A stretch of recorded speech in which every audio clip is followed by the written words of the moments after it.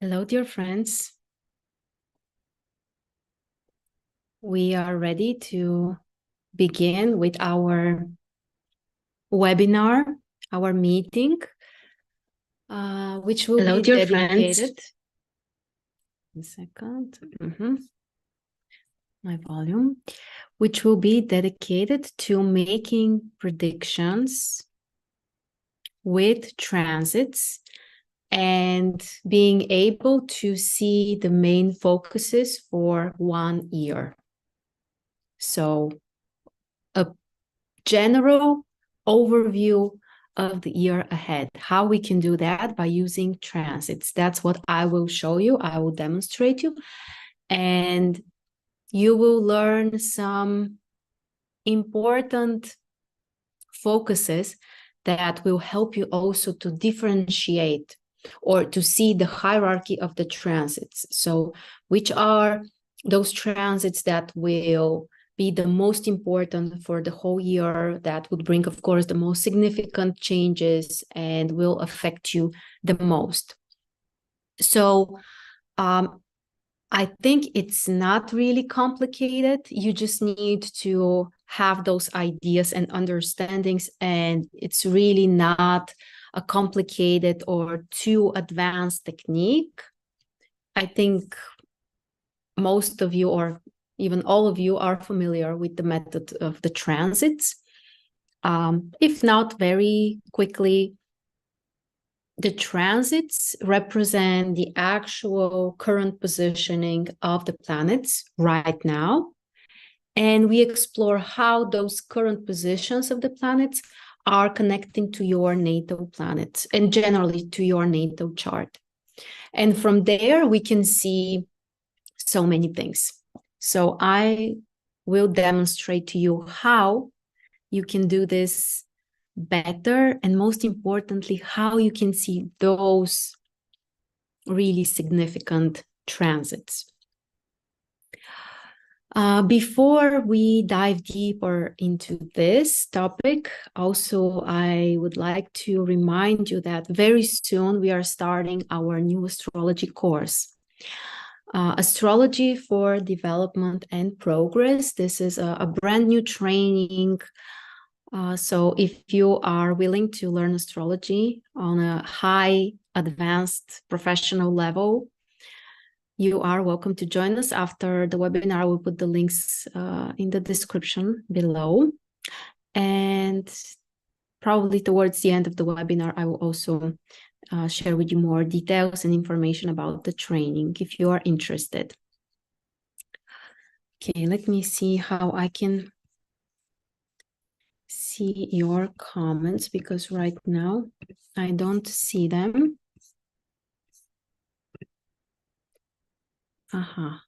Now I do. So now I can see also what you are sharing.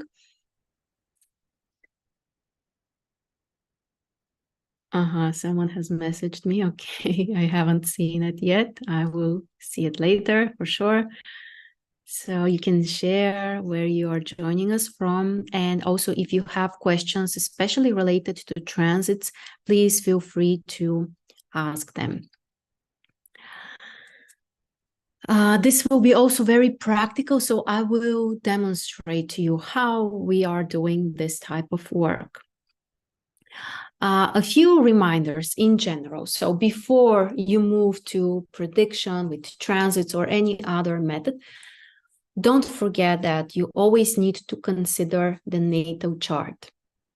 Always. This is at least half of your work, because based on the positioning or how your natal chart looks like, the transits may also have a different impact. So not only the transits, the other predictive methods as well. So you always need to go back to the natal chart, and or actually it's more accurately to say to keep it in mind all the time. Just a very, I think, clear example. We know that Jupiter is considered to be the great benefactor. It's considered to be the most harmonious planet that can bring you abundance, expansion, and growth. But if Jupiter is in your 8th house, for example, or is ruling 8th house, for you, those type of energies or transits or progressions that Jupiter is bringing, they're also bringing the 8th house influence. So yes, you may grow and expand, but it will happen through transformation. There might be difficult processes. There might be sometimes losses.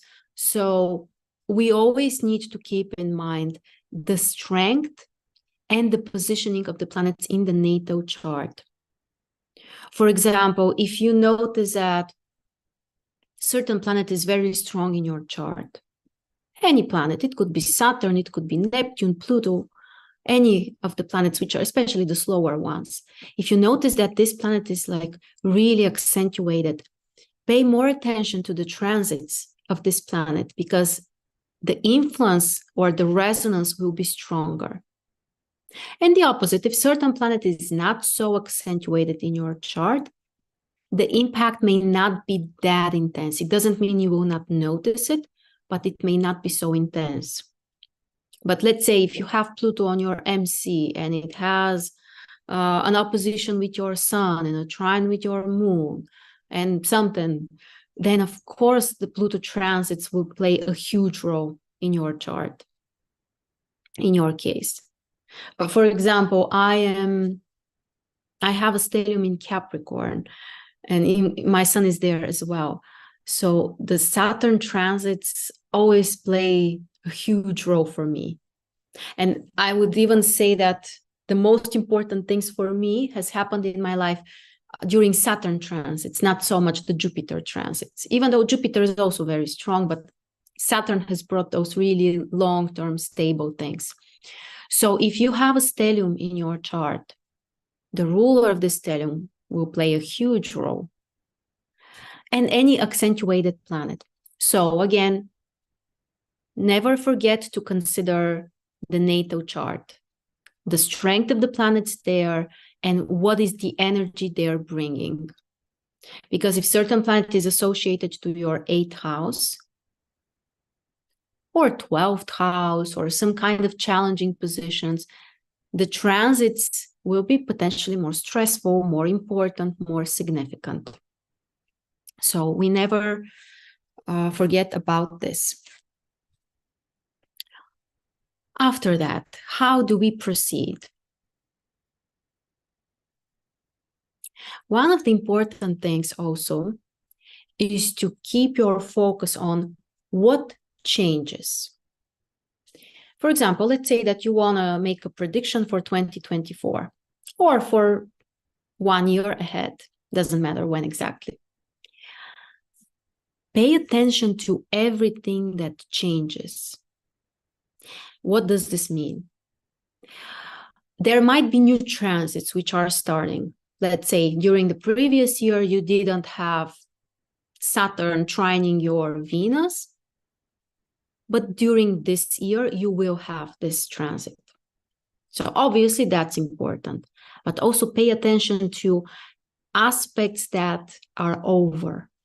For example, during the past year, Saturn has squared your moon, and during this year, it will no longer square your moon. Also pay attention to those. And sometimes we may miss those because we look at the transits and we see, okay, Saturn will trine my Venus during this month, or Pluto will have a sextile with my moon, or like we obviously notice what is active, but we might forget to pay attention to the things that are kind of like over. And this is also something that we may feel and we may notice generally in our experience in our life. So that's why I'm saying pay attention to everything that changes. Aspects which are starting or are in the middle, but also aspects or influences which are over, which are no longer affecting you, because this is also something that you will notice. For example, let's say that Saturn has been transiting your 5th house. And from next year, it's moving to your 6th house.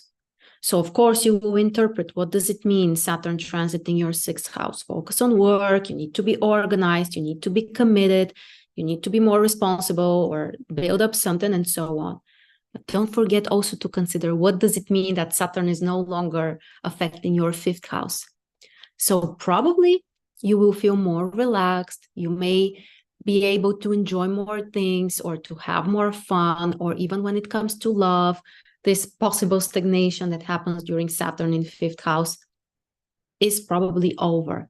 So keep this in mind, not only about house position, but also positions, but also aspects that are over. So include this also when you are trying to see the whole picture. So that's why I'm saying it shortly. We pay attention to everything that changes during the period that we are exploring, during 1 year in our case. Next important principle, which is actually very logical, but if you neglect it, you will miss something really important. The longer a certain transit is, the more significant the impact will be. So when you hear it, you will say probably, well, of course, that makes sense. When something affects you longer, then the changes are lasting longer, they are deeper. It does make sense. And there is a way to explore this and to be prepared to see that. So again, I repeat, the longer certain transit affects you, the more significant and the deeper the changes will be. And here, connected to this, there is one more thing. There are certain transits that you will experience only once. For example, that applies especially to Saturn and Jupiter, by the way. Saturn and Jupiter. Certain transits or aspects may affect you only one time, and others may affect you 3 times with Jupiter and Saturn. And this is very important. What brings this difference? The difference comes from the retrograde motion. So Saturn and Jupiter are retrograde for a couple of months, and through certain degrees, they will pass 3 times because of the retrograde motion. And through other areas of the zodiac, they will pass only 1 time because they won't be retrograde in this sector. And this will change the influence also. So it's one thing if Saturn squares your moon 1 time, and then it's over. It's another thing if it will repeat 3 times.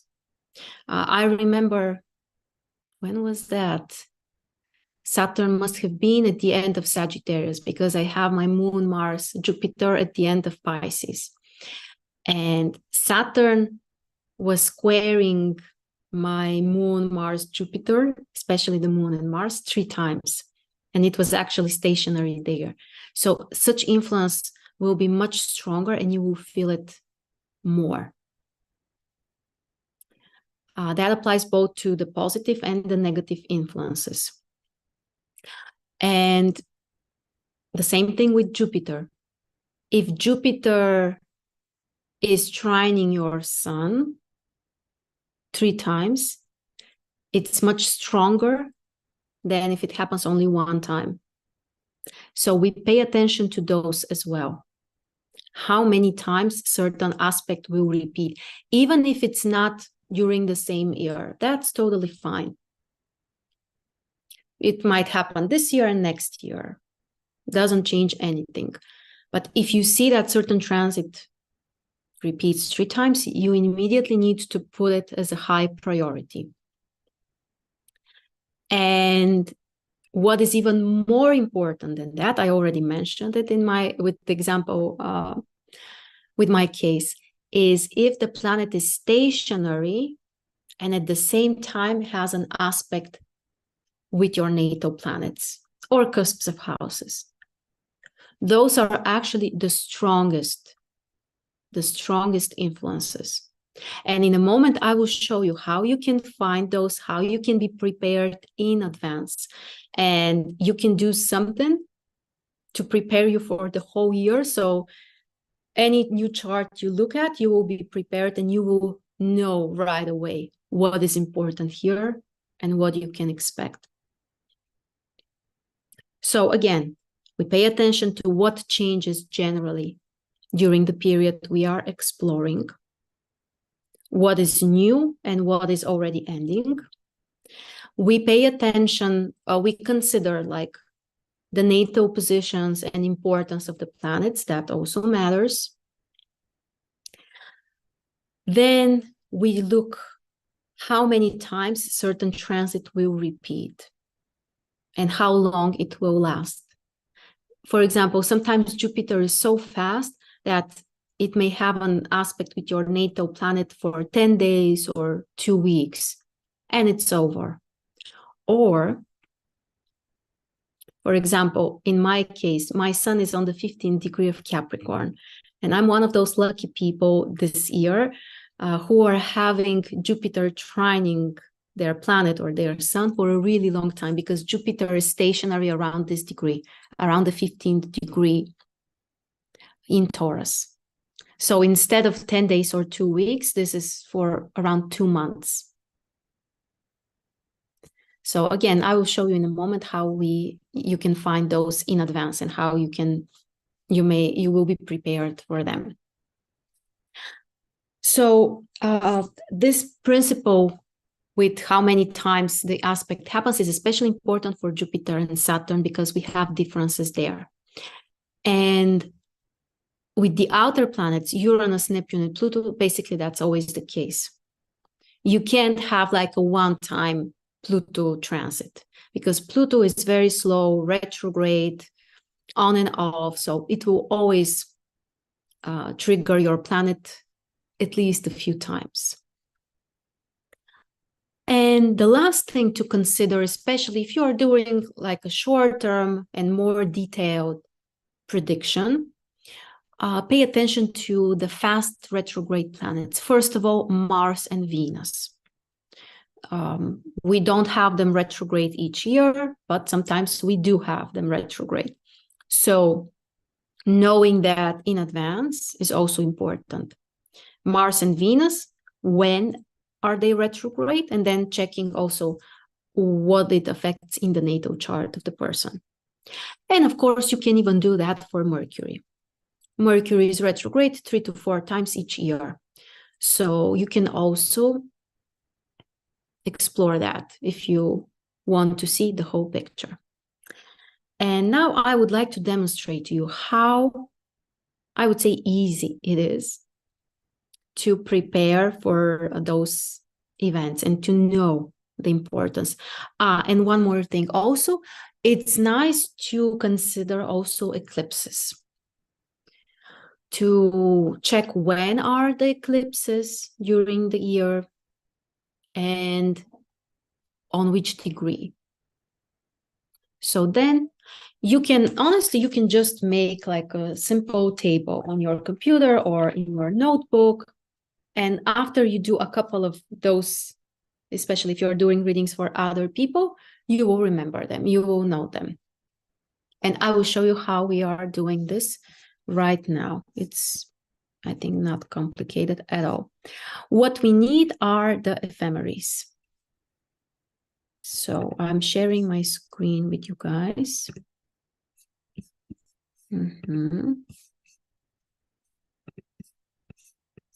This is me.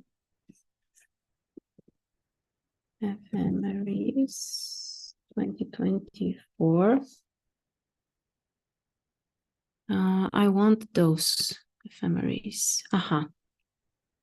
So you can either Google them, as I just did, or if you have like a book with ephemeris, it's doing the same thing for you, or may even be more convenient, whatever you prefer. But you can really do it online for free, just by Googling the ephemeris for the year you are exploring. How I do this. So basically what I want to find first are the times when the planets are turning retrograde. So I will focus on Jupiter, Saturn, and the outer planets first. And for clarity, you may also write it down like, okay, at the beginning of the period, where are those planets? So 5 degrees, this is actually the 6th degree in Taurus, 5:35 is the 6th degree. So at the beginning of the year, Jupiter is on the 6th degree in Taurus. Saturn is on the 4th degree. 4th degree in Pisces.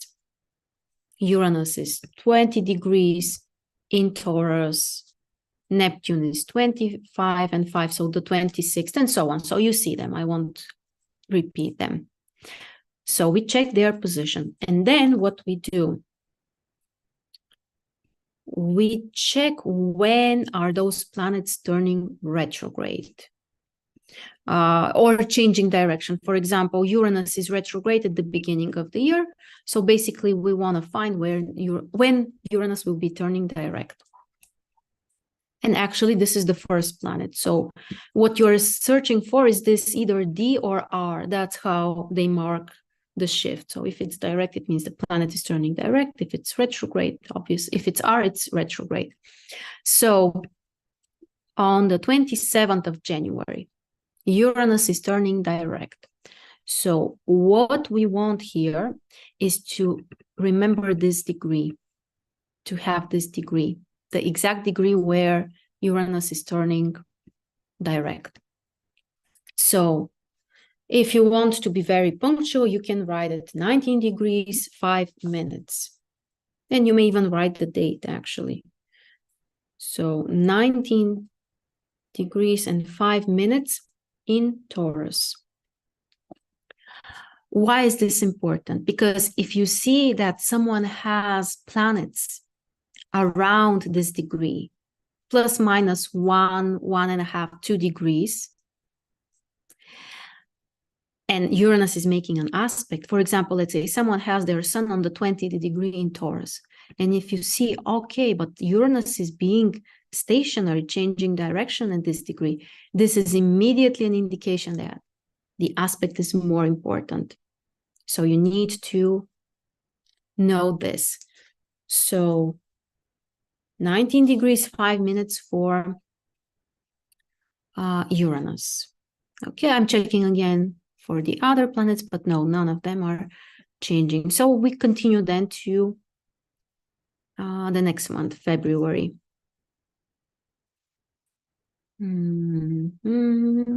So nothing changes here. So basically all of the planets are direct from the social and the outer planets. Great. We continue next.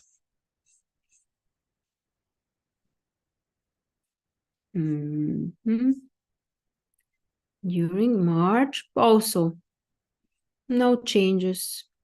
All of those planets are still direct. So we are moving on. April. April, basically the same thing. And then we get to May. All of them are still direct. Nothing changes. Moving on. Sorry, no, Pluto is changing. Pluto is turning retrograde on the, basically on the 2nd of May. So what I want here is this degree. 2 degrees and 6 minutes, and I'm writing it down. 2 degrees, 6 minutes in Aquarius. Again, the same principle. If I see that someone has their, whatever, Venus, Moon, Mars, it doesn't matter, a planet or a cusp of a house around this degree, then I will know that this is much stronger influence and it will last longer also. Okay, moving on. Here we notice that Jupiter is changing signs, moving to Gemini on the 25th of May, still moving direct. So here we are. This is June. Nothing changes. Again, I'm searching for the R or D. In this case, R.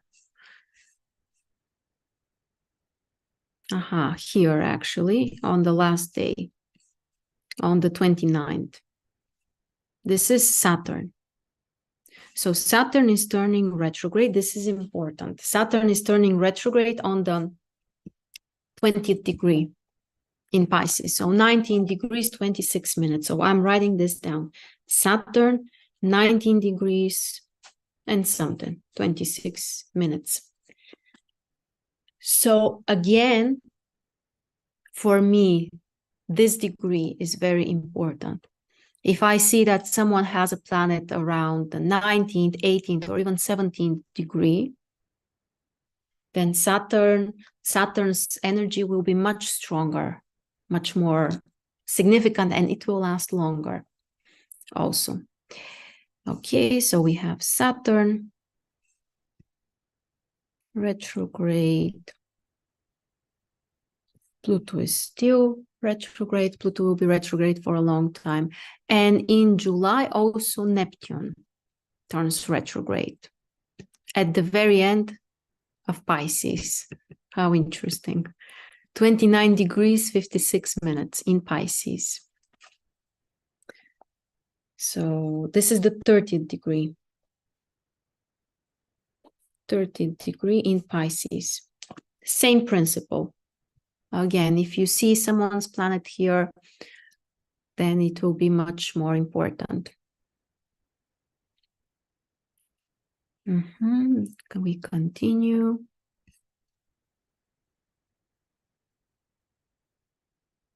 During August,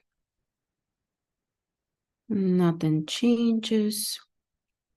You can always check when you are scrolling like this, you can always check at the beginning. Because if certain planet is retrograde at the beginning of the month, they will always put the R. So for example, I'm checking here, okay, Saturn, Neptune, Pluto are retrograde. I already have them in my table, so I haven't missed. That's how you can check yourself if you might have missed somewhere a shift.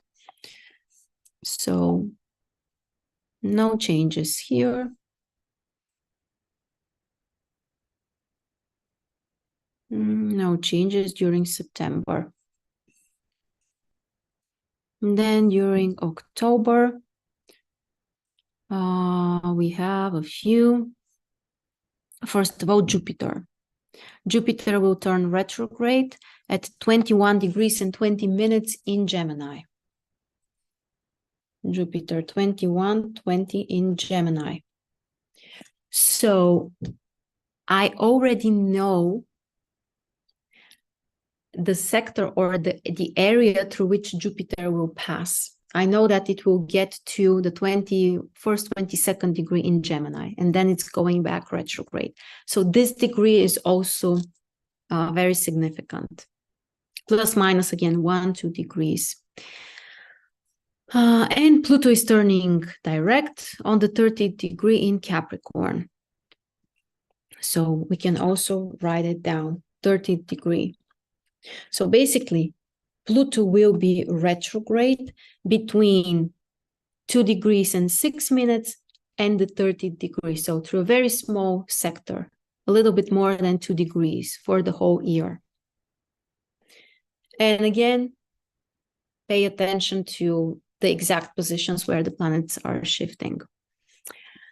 Okay, so Jupiter, we said 22nd degree in Gemini. Did we miss Uranus?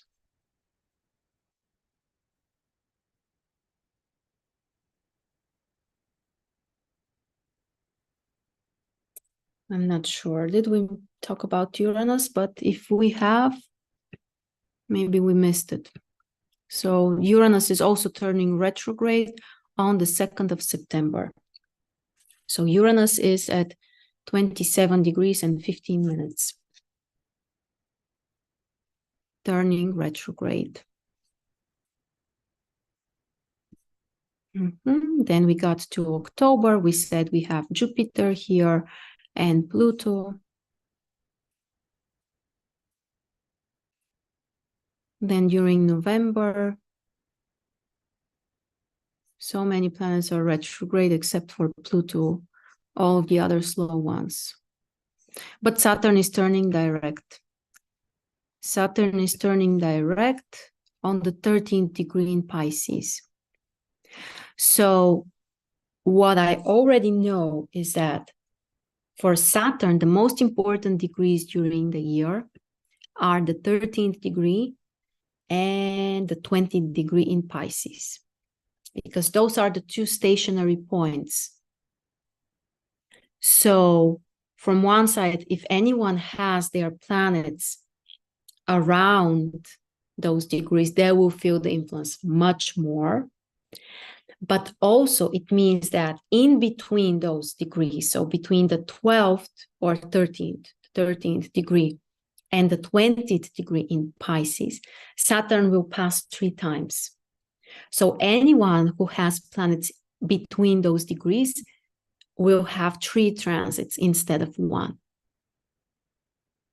So for Saturn, we already found this frame. So for 2024, between the 13th and the 20th degree in Pisces. So if you have, for example, planets in the other signs, but between those degrees, and Saturn will have an aspect, you will also have it 3 times, which will make it much more significant. So this is really, really important. Let's see with our Jupiter also when this, because this is the other planet, which may have 1 or 3 transits, depending on the degree. Okay, let's continue.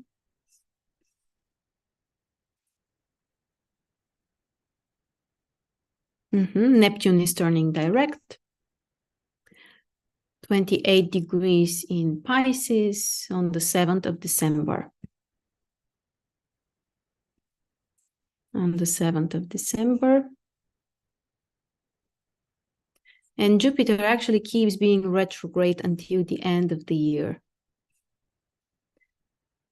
Until it gets to the 14th degree in Gemini. So I know that during 2024, everyone who has planets between at least this degree, so 14th in Gemini until the 22nd in Gemini, Jupiter will have an aspect 3 times also. And if I want to be more punctual, I can open the ephemeris for the next year and check until which degrees Jupiter will get retrograde. Ephemeris 2025. Just to be punctual, Jupiter. Here during February 25, Jupiter turns direct on the 12th degree in Gemini. So again, if you have planets between the 12th and the 22nd degree, Jupiter will have an aspect 3 times. Okay. And the last thing you can do with the ephemeris is to check for Mars and Venus retrograde. Again, if you want to do it fast, just check what happens on the 1st. Again, if the planet has turned retrograde during the previous month, on the 1st of the following month, they will put the R here. Like, for example, with Uranus. So you can just do it faster. So on the 1st of January, all direct. 2nd of January, also direct. 1st of February. Then March, also direct. April, direct. May, direct. June, still the same. July, still the same. August, same. September, October, November, December.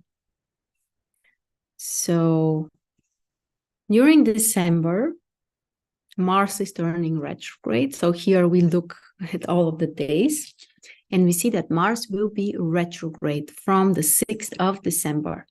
That's important because Mars is retrograde once in 2 years or a little bit more. So the degrees are extremely important. And we can see it starts the retrograde motion from the 6th, or that's actually the 7th degree in Leo. And again, we will need to look into the ephemeris for the following year to see until which degree Mars will be retrograde. So it will go back. This is 25. January 25, Mars retrograde on the 1st. Moving back to Cancer. And turning retrograde here on the 23rd of February, on the 17th degree in Cancer. So this area of the zodiac between the 17th, the 18th degree in Cancer and the 7th degree in Leo is extremely important. How many degrees are those? Like 20? Approximately 20 degrees of the zodiac. Mars will pass through them 3 times. Direct, retrograde, then direct. So knowing those degrees, 17 degrees in Cancer, 7 degrees in Leo, and you just remember it. Like, you can write it down, of course, but when you do that a few times, you will already know it. And when you look at the chart and you see, someone has their sun on, let's say, the 28th degree in Cancer, and I already know next year Mars will pass retrograde through this degree. So that's very important. And again, you can do this for Mercury. It may not be like so important, but if you have time, if you want to see the whole picture, you can do that. Especially if Mercury is retrograde in a sign which is important for you, you will feel this energy. So those are the general principles. Do you have any questions? I will stop sharing my screen and I will look at your comments. So if you have any questions about the transits, how we interpret them, about the ephemeris, you are welcome to ask them.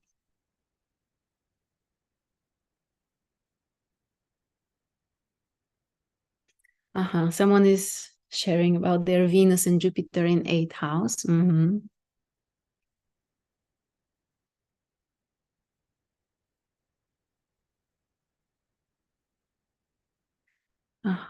I have planets on the ascendant or near it.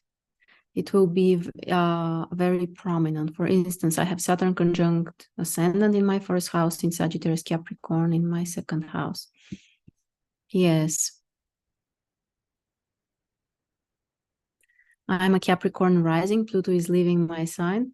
And now my social media got hacked. I lost everything. I don't know if that's related.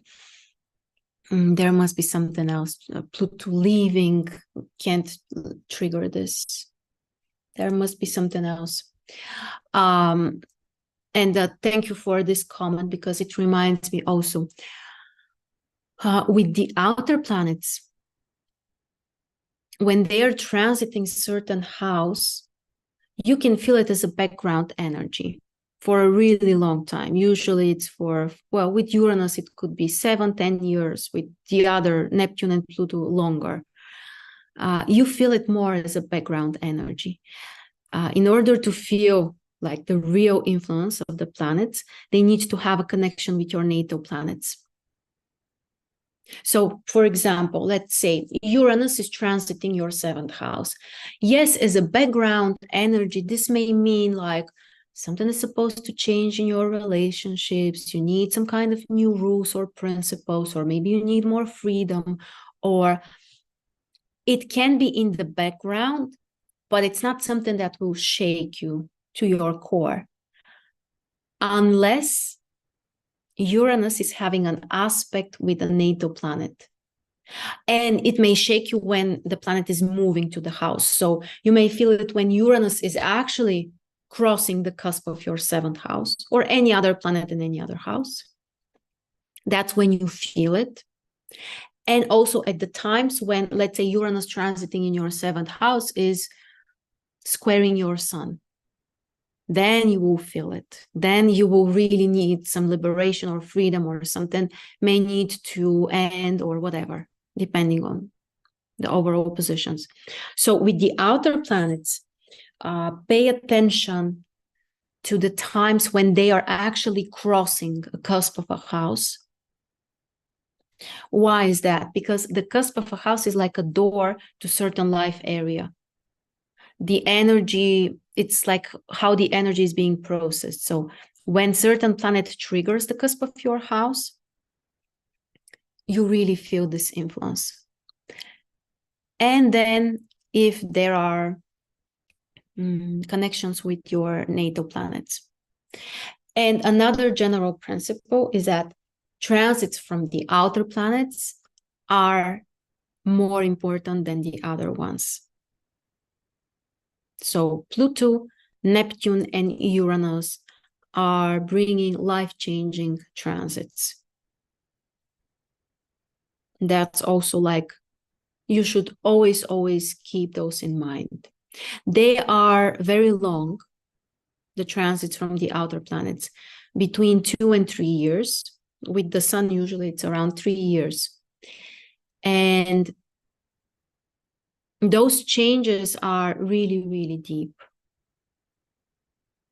So one of the first things I do is I check if outer planets are playing a significant role during the upcoming year, because that will always be significant.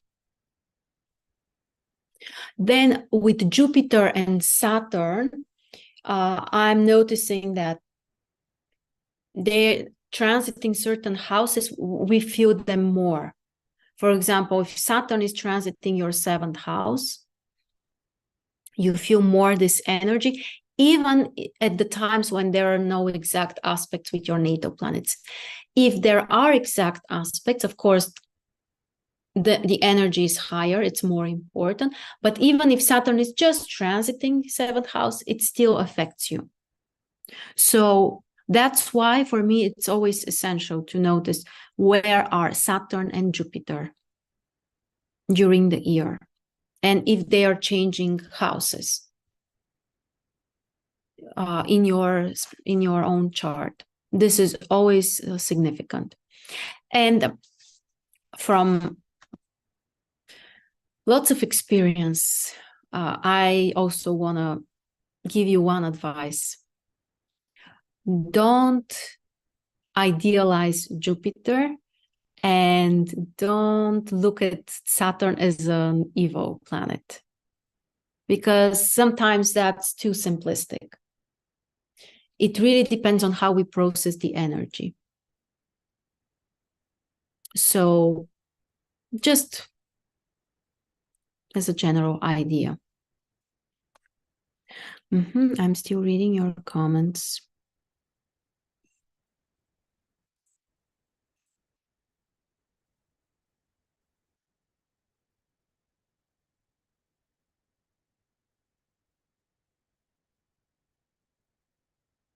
Saturn is my ruler, and all transits through my ascendant and Saturn have been especially more challenging this year. Yes, that's also possible. How do you find out what planet is important in your chart? Good question, but I can't answer that like thoroughly and in details, because basically you need to use the whole natal astrology to answer this question. An important planet might be a ruler of your ascendant, a ruler of your sun, planet in 10th house, planet in 1st house, a ruler of a stellium. Like a planet might be, or let's say, a handle of a basket configuration, a handle of fan configuration, configuration, the first planet in the chart, like in each chart, it will be different. And there are like, you know, different characteristics which may define the planet as important. So I can't give you like, you know, this and that. There could be like different characteristics that we need to evaluate.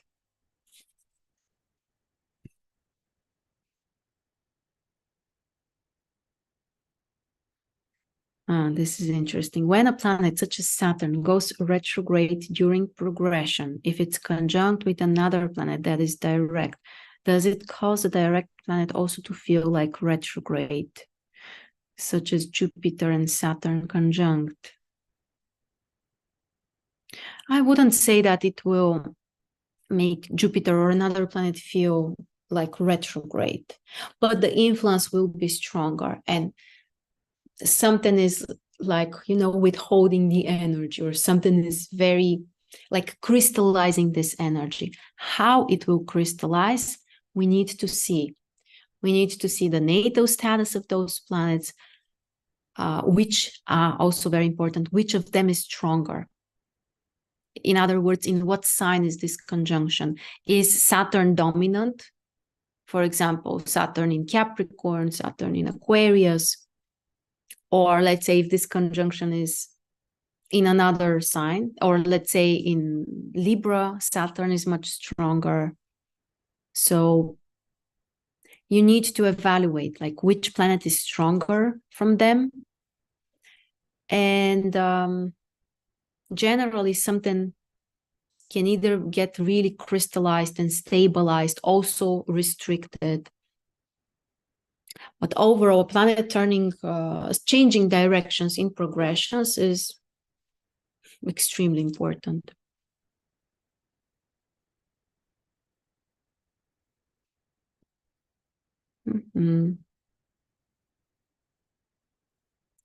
I seem to always have slower planets always connecting to natal points at the same time. Could be. I will share again personal example. In my chart, Saturn, transiting Saturn, is on the cusp of my 9th house for a long time now. And during this year, I have traveled more than ever before. Like, yes, it's like, you know, a huge effort. It's very important for me. It's related to my work and also education, but I've been traveling more than ever, literally. And Saturn is in my 9th house on the cusp. It intensifies the area. It makes it like extremely important. Like, I really need to put huge effort into that, but it's not limited. It's not restricted. So again, we always need to consider like what is the natal status of the planet. And one very practical advice, very practical, concrete advice. Explore your past. This is also very, very helpful. Like go back in time and see, okay, I had a Saturn transit or Jupiter transit or whatever transit. What has happened in my life, or how did I feel? Because this is how you understand better individually how the planets work in the chart. And when you see, okay, like actually my biggest achievements are happening when Saturn is triggering me, not Jupiter, for example, then you will know what to expect. Of course, each cycle is different, it's in a new way, but the retrospective analysis is extremely helpful for understanding how the person processes the energies of the planets and how they work. So that's always a good idea, especially if you're doing it for yourself, but even for clients. It might be very insightful.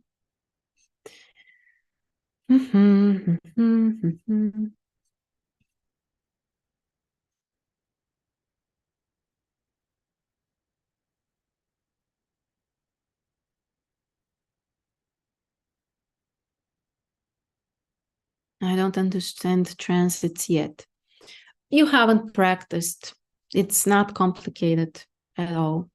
You just need to practice, to explore, and and you will understand them.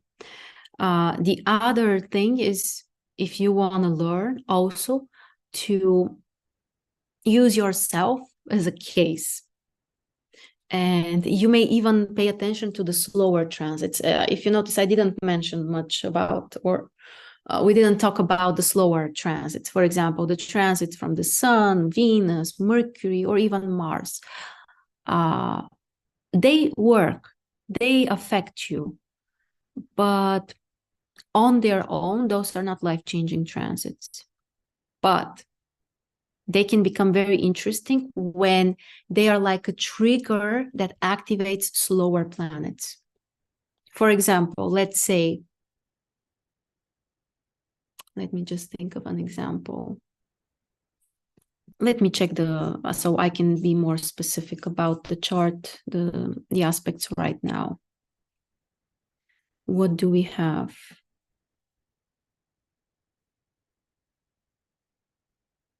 Let's take Mars and Neptune. Right now, no, this is not for now. December 23. Okay, Mars and the Sun are close, so we have had a conjunction recently. If you notice that, for example, an outer planet is triggering this degree, and at a certain point Mars is also crossing it, then it could be like a trigger, like something that activates the energy. So the slower planets can be like activators of events or energies triggered by the other planets, by the slower ones. But on their own, they don't change your life.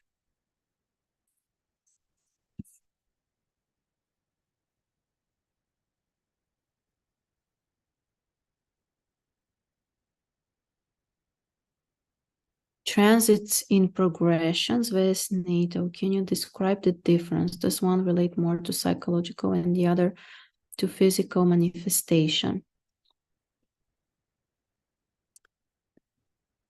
Just to explain, if anyone is also wondering what Tama is asking about. So we can explore the transits to our natal planets, which I've been talking about mostly. And we can explore the transits to our progressed chart. You need to explore. Like, honestly, here, I don't think that we have some very strict limitations or answers. Again, I would use this approach of checking the past and how it has worked and see how in each chart things are activated. Because here again, why I can't answer so concretely, because it would depend also on the person.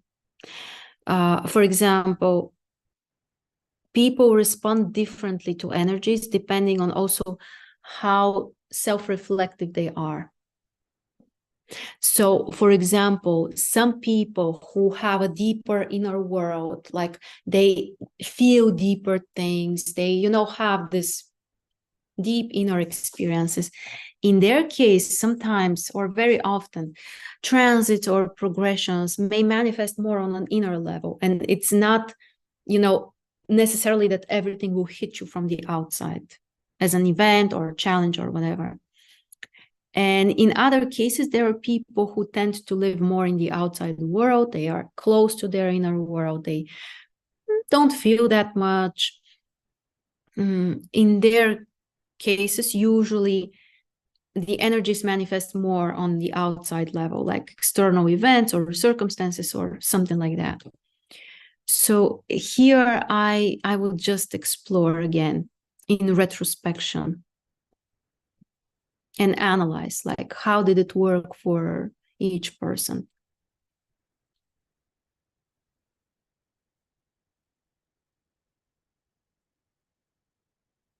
But yeah, that's an interesting focus for sure.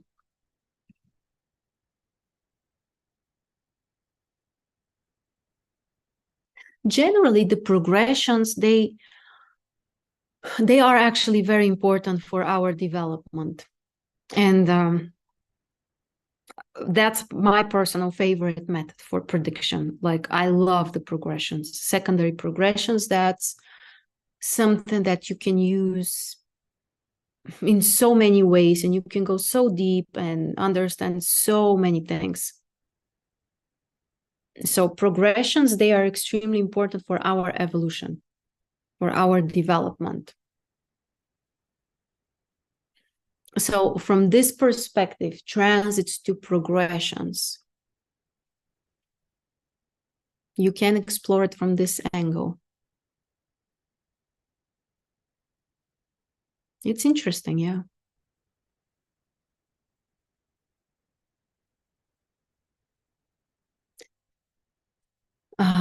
Solar arc, do you mean solar arc directions? What is more important, secondary progressions or solar arc directions?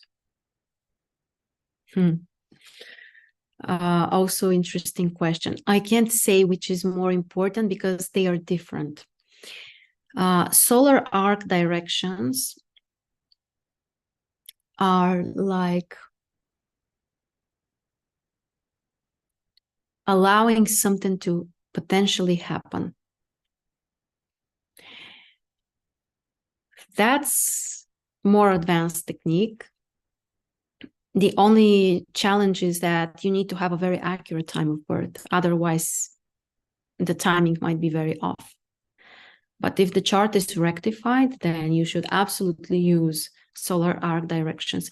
And this is the method which either allows something as a possibility or doesn't allow it. It doesn't guarantee that the possibility will manifest. But for example, if in solar arc directions, you don't have an aspect from Saturn to the angular houses, so first 7 and fourth 10, if you don't have such an aspect, marriage is impossible. And here we use all kinds of aspects, major, minor, creative, karmic, all of them counts. If you do have a Saturn aspect with the angular houses, it doesn't guarantee you marriage. It just allows it. So the solar arc directions are the method which show if something is possible. It applies about everything. Kids, birth, death, relocation, marriage, everything. So yeah, it's an interesting method.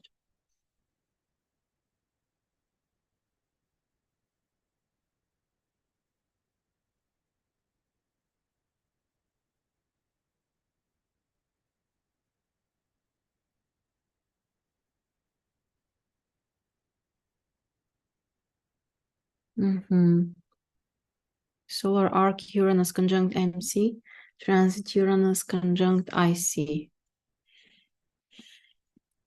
Big changes and transformations.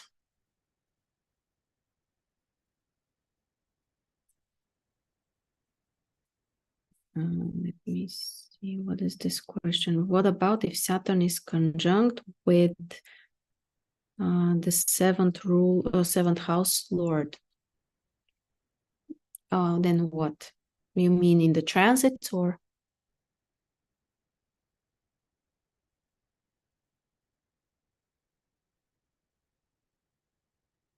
I'm not sure what exactly is the question.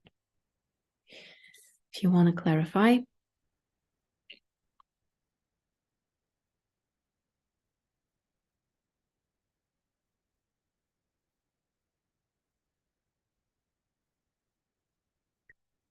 And also, again, if you have any questions, I'm here.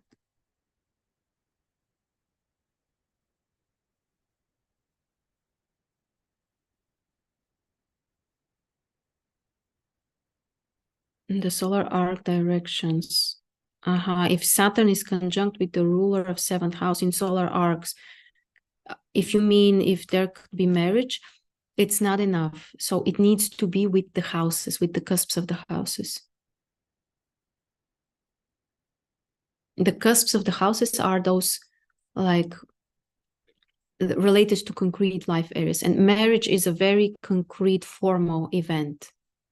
And there are other things. It's not, Saturn is not enough, but without Saturn it can't happen. And there are also 3 other things that need to happen. In my solar return, I will have the same ascendant as natal, and Venus conjunct Pluto and Mars in the 2nd. Interesting. I also, from January, in my solar return, I will also have this returning, like the solar return ascendant overlaps with the natal ascendant. Usually those are interesting years. There are other principles that are also significant for how we interpret solar return charts. Maybe we can have another topic another time and talk about this method in particular. Also pretty interesting one.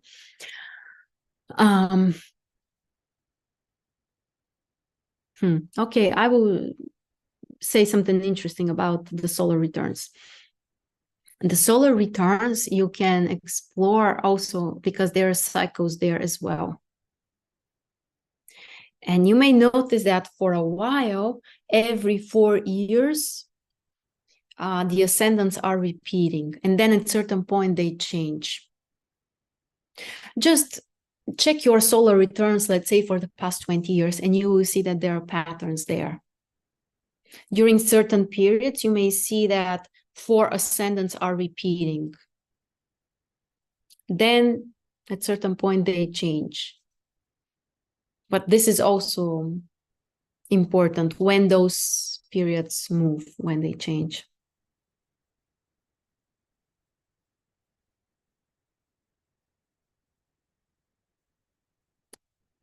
No, Elliot, having your Neptune return, it's in Capricorn. No, that's, it must be something else because Neptune is in Pisces and no one is able to have their Neptune return, from what we know at least, because it takes around 165 years for Neptune to return to its natal position.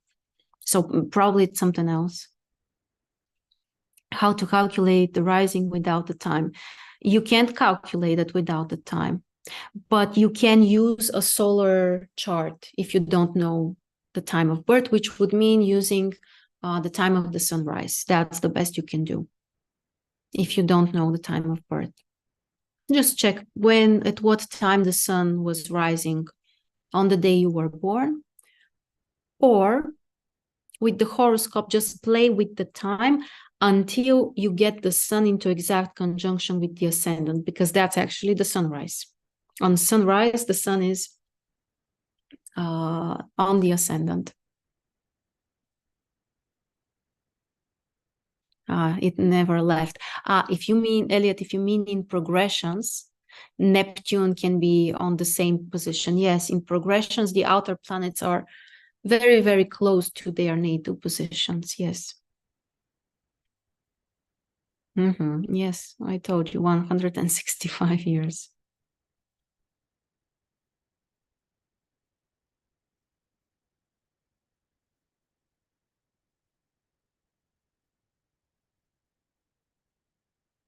Yeah, 20 years old. Maybe that's why I said it, from what I know, or as far as I know, no one is having, but we don't know.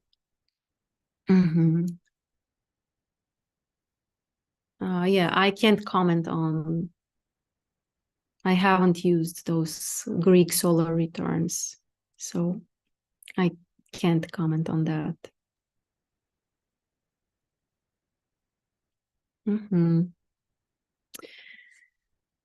Okay, guys, so I hope this was helpful for you.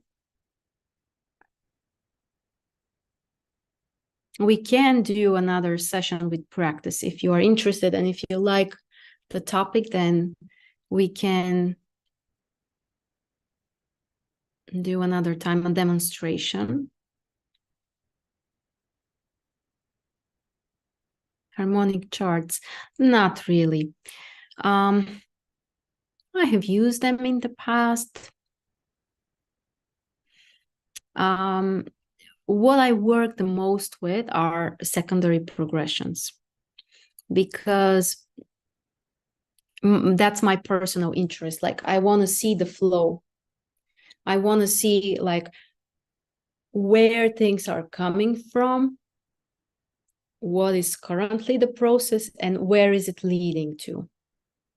And for that, the secondary progressions are the best method you can use. So I personally focus the most on secondary progressions, then transits and solar return charts and solar arc directions. With those four methods, yes, you can add, for example, transits to progressions. You can add retro progressions or reversed progressions. They're also interesting. But again, those are like variations of those methods.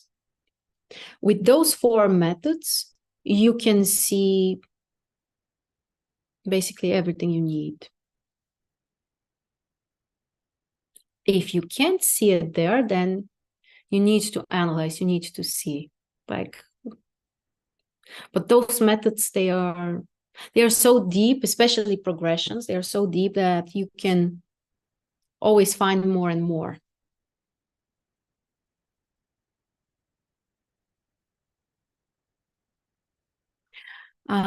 And again, if you have questions, I'm still here. But also, I want to share with you again about the opportunity for the new courses which are starting. Basically, it's one course divided into 2 modules. So you can decide if you want one module or both of them. It's optional. And the main thing about those courses is that we will be focusing on progress and development in the natal chart and also in prediction. So we'll explore like how to evaluate the level of development of the person, how to identify, you know, how the energies would work, how the planets would work, how to learn to see those important planets. Someone asked me, like, how do you define the strong or significant planets in the chart? That's definitely something we are going to learn how to do. Basically, the hierarchy, how to see the hierarchy in the chart. Like, okay, this has a top priority, then comes this, then the other thing, so that your reading is not flat and it's not superficial. That's my main purpose, to teach you how to do that. The first module, which is focused on natal astrology, includes 50 hours of pre-recorded classes. You have immediate access to those. And after that, live weekly classes for 7 months. So we will have more theory, more practice. You will have time for questions and ongoing support. The other module is focused on prediction, also live weekly classes. Also, we will get through all of the theory, and there was definitely going to be lots of practice. So not just theory, not just, you know, cookbook interpretations, but we will learn to do this together with practice, with concrete examples. One of the greatest benefits is also for people who complete the courses, who get certified. You will have the opportunity also to be promoted. I will do interviews with you. I will share your work also, if you want that, only if you want. So if you're motivated, if you really want to do this, if you want to use astrology as a career, you will have this opportunity. If you want to use astrology just for yourself, that's totally fine. That's the best way to develop your mind, I would say. And not just the simple mind, but like higher aspects of your mind, different layers. Astrology is an incredible journey. It's about understanding, you know, what I love the most, or one of the things I love the most, is that you learn about yourself, how you are developed, how things work, your psyche, your subconscious. So you learn about you, and at the same time about the universe and, you know, the cosmos and how things work in the outside world. So for me, that's amazing. And that's what astrology allows us to do. So we explore, you know, the general principles, like in this universe, in a way. And at the same time, it helps you to connect deeper to yourself, which for me is wow. So if you're also an explorer, if you want a different perspective, more advanced, the trainings, especially the first module, starts from the basics. So if you're new to astrology, that's totally fine. Keep in mind that we will be passing fast, but you will have enough time. So if you want to get through the course fast, absolutely possible. If you need more time, this is also an option. Because the other thing I came up with, which is the solution to this problem, what have I noticed? We work and we grow very well when we are in a group, basically because of the flow of the leader. When there is someone else's flow who is more advanced, more experienced, or deeper than you, it allows you also to move faster.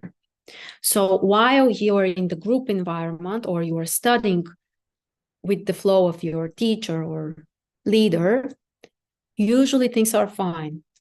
But as soon as the process ends, many people drop.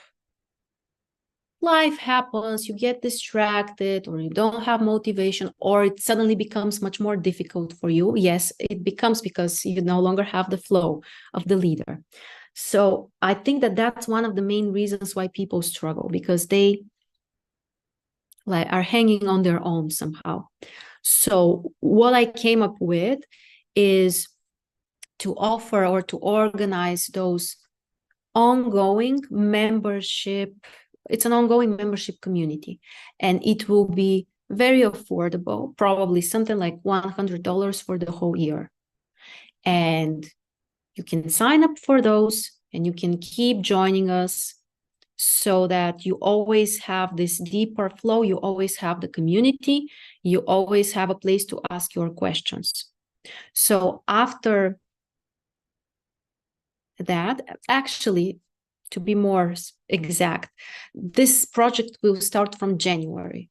So people who sign up for the 2 modules, they are immediately also getting access to this membership community. And after the classes are officially over, you can extend your membership again for a very affordable fee. So far, that's what I came up with. I'm trying to make things as flexible as possible so that we can fit your different needs. If you want to do it fast, be my guest. I'm also a very fast person, very fast learner.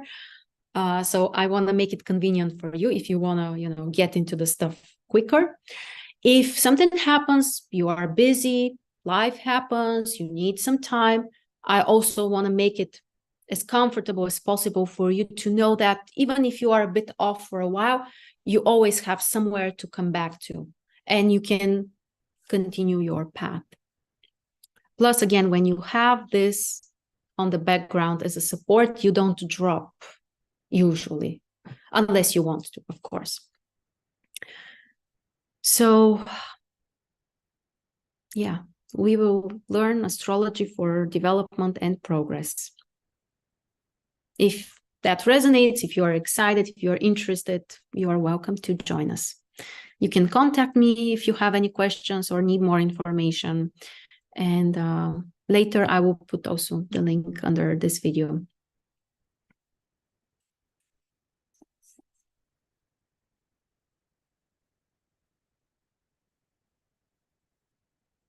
Okay, let me see. There are some other questions here.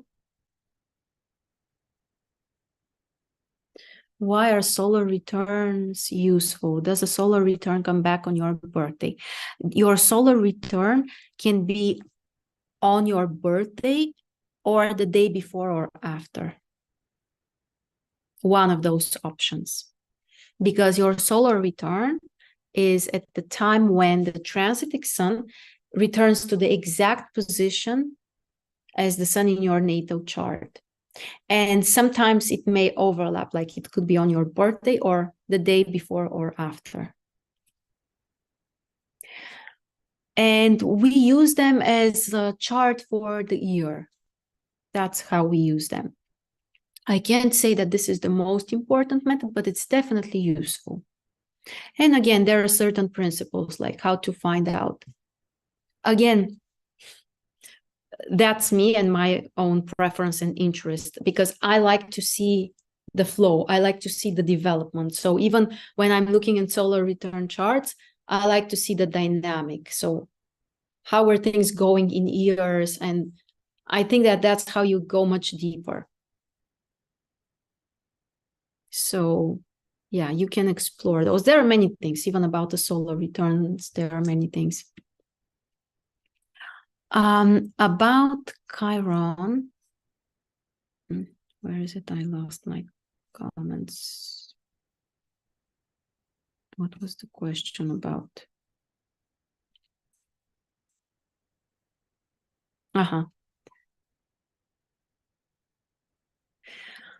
Honestly, I'm not a huge fan of Chiron. I'm not denying it, but it's an asteroid.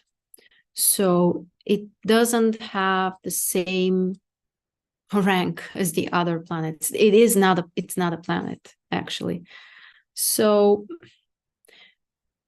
I wouldn't, make some huge conclusions based on Chiron. If something is important in your chart, you will be able to find the topic by exploring the main indications, which are the 10 planets and the lunar nodes. You will get it. Additional things like asteroids, midpoints, fixed stars, Arabic points. I'm not saying that they don't work, but they can only bring some additional details. Like the main things will be obvious from the main indications in the chart.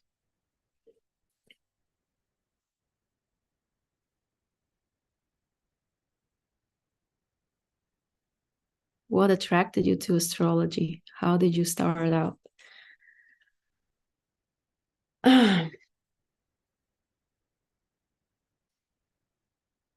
What attracted me? At first, I didn't expect that it would be so serious. I will share like the real story, how it actually happened.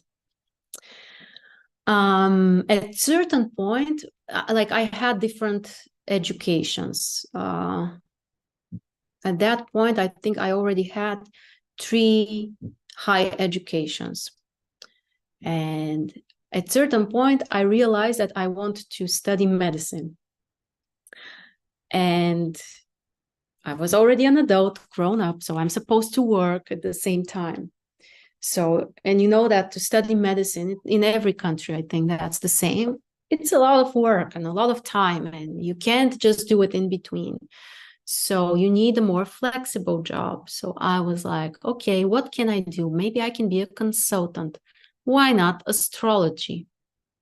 So that was my first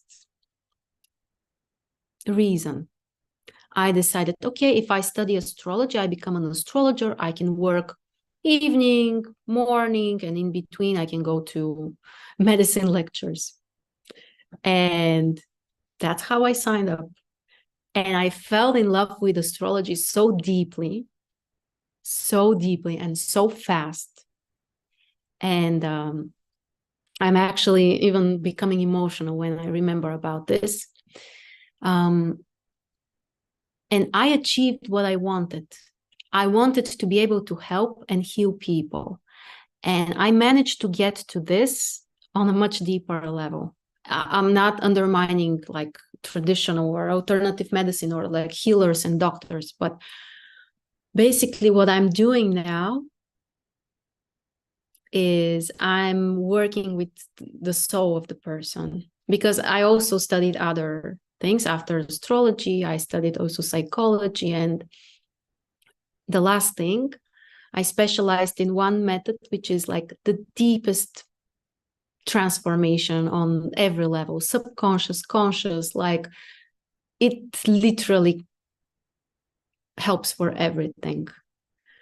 So from this point of view now, with astrology and with this method, it's called GSR, I feel for myself capable of doing much more for people than I would have been able if I went to study traditional medicine. So that's my journey. I don't think I have shared it so far, but no one has asked me this question. It hasn't been a secret, it's just. And it worked very fast for me. Like I literally fell in love. And yeah, I bought all of the books I was able to find about astrology. I signed up for a very serious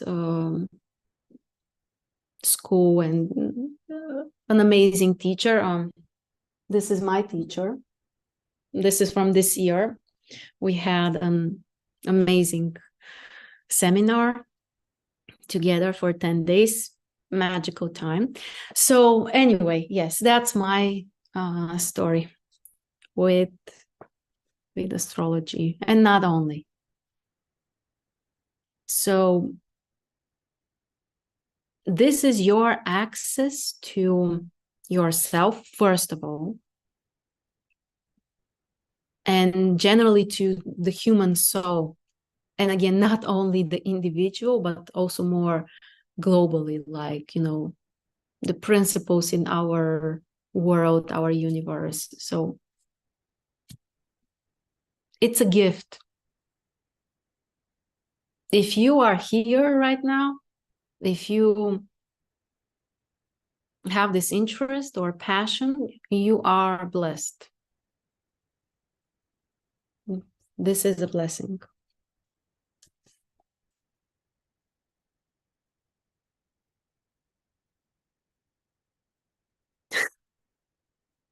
Elliot says, I understand transits now. Very happy for you. Okay. Erin is also saying, I'm a nurse in love with astrology. Yes. Astrology is extremely helpful for any area of your life. If you want to earn more money, if you want to understand what's not okay or how you can improve your relationships, if you want to understand your kids, if you want, especially for medical stuff, even we have a class on medical astrology, and on Sunday we were having a practice session with one of our students. I won't talk about, like, you know, the personal case because it's more private, but by exploring the chart on a deep level, like we had to go back to those prenatal stuff, but not only, even from the natal chart, like you just see where the problem is coming from. You see the themes. I'm not saying that you should and you can put like very concrete, specific diagnosis based on the charts. Absolutely not, especially if you're not a doctor. That's not our job. But you can find what is wrong with the energy, or like what is the direction to look at, which is huge. So medical astrology is also one of my favorites, for sure. Psychological, medical. Okay, thank you guys for sharing this time. Pleasure as always. We are preparing other great surprises for you with Lada. Stay tuned. Probably during January, there will be more information on that. If you want to join this journey with me, please, you are welcome. Expect also the 2024 marathon on AstroLada channel. It's, I think, already in progress. So during the whole month, there will be amazing videos. I'm also preparing a topic for you about Pluto. So it will be also soon. And yeah, if you have other topics or ideas, things that you are interested in, we will do that for you as well. And again, if you're interested in the like a free readings marathon also, I want to do that for you soon. So stay tuned. Watch out for the announcement on Instagram, on this channel. And I will see you next time.